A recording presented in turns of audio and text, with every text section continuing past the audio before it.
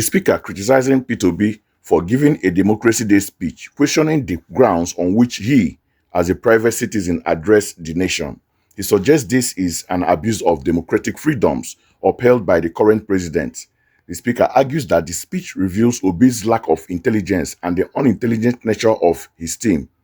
He claims the speech is filled with hatred for Nigeria and questions how Obi can start his address by immediately focusing on negative aspects of the nation's democracy.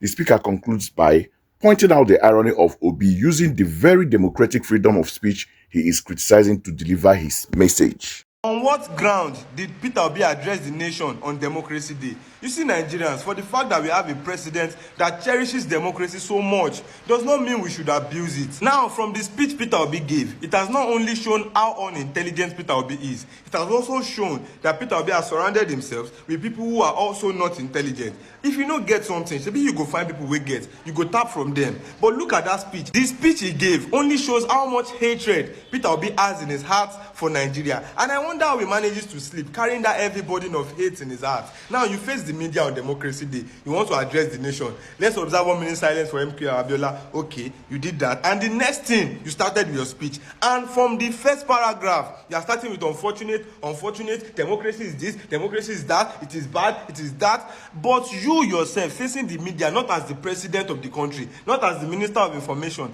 and you are addressing the nation. If not for democracy, would you be able to do that? If not that you have a president who respects democracy and who has allowed you to express your freedom of speech, would you be able to do that?